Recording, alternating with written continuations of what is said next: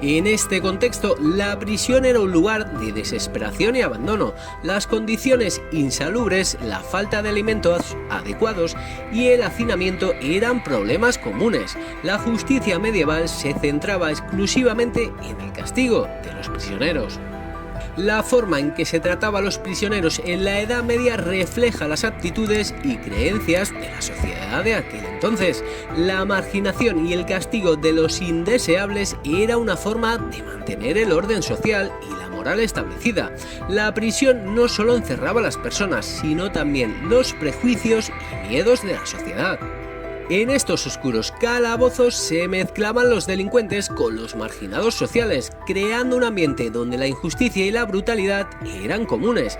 Este enfoque represivo hacia el crimen y la desviación social eran un reflejo de una sociedad que veía la exclusión y el castigo como las principales herramientas para mantener la ley y el orden.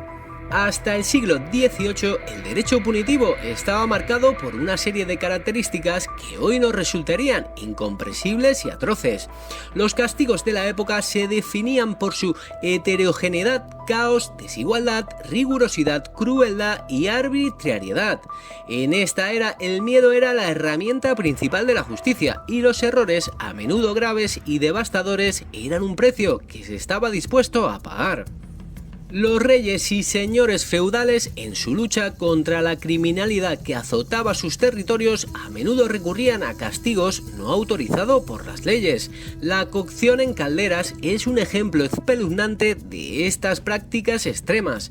Estas penas, más allá de su brutalidad, tenían un objetivo claro: infundir un miedo profundo en la población para disuadir cualquier forma de rebelión o desobediencia. En este periodo, el sistema penal no buscaba la rehabilitación o la justicia en el sentido moderno, más bien se enfocaba en la exhibición del poder y la autoridad a través del castigo extremo. La idea era simple y cruda: el miedo al castigo debía ser tan grande que superara cualquier tentación de cometerse un crimen. Este enfoque refleja una comprensión limitada y primitiva de la naturaleza humana y del crimen.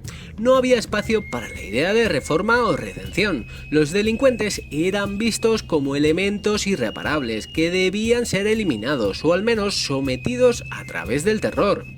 Las consecuencias de este enfoque punitivo fueron profundas y duraderas. Generó sociedades donde el miedo era una constante y donde la justicia estaba lejos de ser equitativa o racional. Los más vulnerables y desfavorecidos eran a menudo las principales víctimas de esta arbitrariedad y crueldad. El siglo XVIII fue testigo de los inicios de un cambio profundo y necesario en la concepción del derecho punitivo. Filósofos y pensadores comenzaron a cuestionar la eficacia y la moralidad de estos métodos crueles y arbitrarios, abriendo camino a un nuevo paradigma en el tratamiento del crimen y los criminales. Este cambio de perspectiva marcó el comienzo de un largo viaje hacia un sistema de justicia penal más humano, racional y equitativo. Un sistema que, aunque aún imperfecto, buscaba equilibrar la necesidad de castigo con la de la rehabilitación y que reconoce la dignidad inherente de cada persona, incluso de aquellos que han cometido errores. Con el transcurso de los años, la concepción de la prisión como instrumento punitivo empezó a tomar una nueva forma en Europa. A pesar de que los castigos corporales severos, desde azotes hasta la muerte y el destierro, especialmente hacia las colonias americanas, seguía siendo prácticas habituales, las prisiones empezaron a adquirir un nuevo rol. Un hito fundamental en esta transformación fue la creación de The House of Correction on Bridle en Londres. Este establecimiento marcó un cambio en el uso de la prisión, incorporando el trabajo como parte del régimen penitenciario. A partir de este modelo, otras ciudades en Inglaterra y en Europa comenzaron a abrir sus propias casas de trabajo, destinadas principalmente a recluir a los acusados de delitos menores. También se marcó un punto de inflexión en la historia de las prisiones con la aparición en Europa de establecimientos diseñados específicamente para funcionar como penitenciarios. Este cambio representó un avance significativo en la conceptualización y gestión del encarcelamiento. Dos ejemplos pioneros de esta época fueron el Hospicio de San Michel en Roma, inaugurado en 1704, y la prisión de Gante en Bélgica, fundada en 1773. Ambos representaban un cambio de paradigma en la forma de entender y estructurar las prisiones. El Hospicio de San Michel fue un proyecto innovador, centrado en la reclusión de delincuentes jóvenes. Su diseño buscaba un equilibrio entre la separación nocturna de los presos y el trabajo en común durante el día.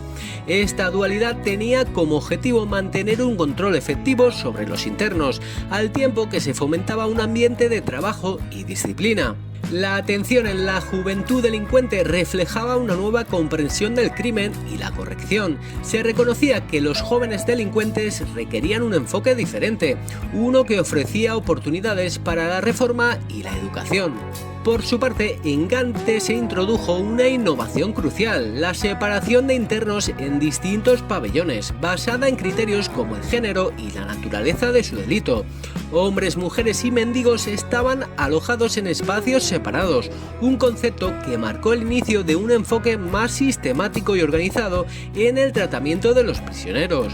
Esta separación tenía múltiples beneficios. No solo mejoraba las condiciones de seguridad y control, sino que también permitía una atención más especializada a las necesidades de diferentes grupos de reclusos. Estos desarrollos en Roma y Gante simbolizan el comienzo de una era en la que las prisiones comenzaron a ser vistas no solo como lugares de castigo, sino como instituciones con el potencial de influir positivamente en la vida de los internos. La idea de que la prisión podía ser un espacio para la reforma y la rehabilitación empezaba a tomar forma. Y precisamente a mediados del siglo XVIII comenzó una transformación radical en el pensamiento sobre el derecho penal. Cesare Beccaria, un jurista milanés, se convirtió en el símbolo de esta renovación con su obra de los delitos y de las penas.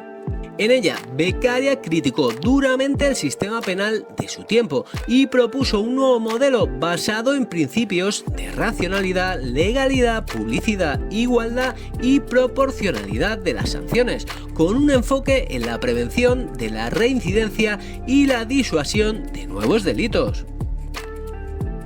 Los principios fundamentales de Beccaria se pueden resumir de la siguiente forma: racionalidad y legalidad. Beccaria abogaba por un sistema penal fundamentado en la razón y la ley, en contraposición a la arbitrariedad y el abuso de poder que caracterizaban la justicia de su tiempo.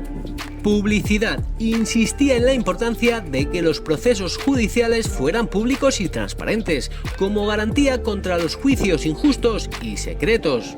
Igualdad y proporcionalidad. Proponía que las penas fueran iguales para todos, independientemente de su condición social, y que éstas fueran proporcionales al delito cometido. Y por último, prevención de la reincidencia. Beccaria enfocaba la pena no como un fin en sí mismo, sino como un medio para evitar que el delincuente reincidiera y para disuadir a otros ciudadanos de cometer delitos. La obra de Beccaria marcó un antes y un después en la historia del derecho penal. Sus ideas influyeron profundamente en la reforma de los sistemas penales en Europa y más allá, sentando las bases para el desarrollo de una justicia penal más humana y racional.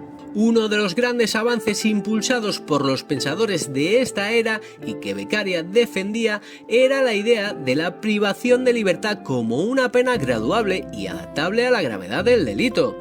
Esta concepción rompía con la tradición de castigos físicos y penas capitales indiscriminadas, proponiendo un sistema más justo y equitativo. Y ahora pasamos a una era marcada por conflictos y guerras, donde Alemania se convirtió en un pionero en la redefinición del sistema penitenciario. Con la ley penitenciaria alemana de 1976 se impulsó un objetivo revolucionario. La pena no debía solo castigar, sino también capacitar al recluso para una futura vida sin delitos y con responsabilidad social. Esta ley simboliza un cambio profundo en la percepción del propósito de las prisiones. Durante los años 70 y 80, Alemania hizo importantes inversiones en sus centros penitenciarios. Estos esfuerzos se complementaron con un equipo humano dedicado al tratamiento de los internos, incluyendo psicólogos, psiquiatras, educadores y otros asistentes. Este enfoque multidisciplinario resultó en tasas satisfactorias de reinserción, demostrando el éxito de un sistema que priorizaba la rehabilitación sobre el castigo. Paralelamente a estas reformas, también hubo un creciente reconocimiento internacional de los derechos de las personas privadas de su libertad. Documentos y tratados internacionales fundamentales establecieron normativas y estándares para el tratamiento de los reclusos, como por ejemplo la Declaración Universal de los Derechos Humanos en 1948, que estableció las bases de los derechos humanos, incluyendo los de las personas encarceladas. También tenemos las reglas mínimas para el tratamiento de los reclusos en Naciones Unidas en el año 1955, que proporcionó directrices detalladas para el tratamiento humano y justo de los reclusos. El Pacto de San José de Costa Rica en 1966, que amplió el marco de los derechos humanos en el continente americano, incluyendo los derechos de las personas privadas de libertad. Y más tarde, las reglas mínimas del Consejo de Europa para el tratamiento de reclusos en 1973, que estableció estándares específicos para los sistemas penitenciarios europeos. Y así podemos concluir que la transformación del sistema penitenciario en Alemania y el creciente reconocimiento internacional de los derechos de los reclusos reflejan un cambio en la mentalidad global respecto al propósito de la pena. La visión tradicional centrada en el castigo ha ido dando paso a un enfoque más humano, que busca la reinserción social del delincuente. Estos cambios, aunque significativos, son solo un paso en el camino hacia sistemas penitenciarios verdaderamente justos y efectivos. La historia de la justicia penal es una historia de evolución constante, y estos desarrollos nos recuerdan que siempre hay espacio para mejorar, innovar y humanizar nuestras prácticas penales. Si te ha gustado este vídeo, no olvides darme un like y suscribirte al canal, te estaré eternamente agradecido. Sin más, nos vemos en el próximo episodio.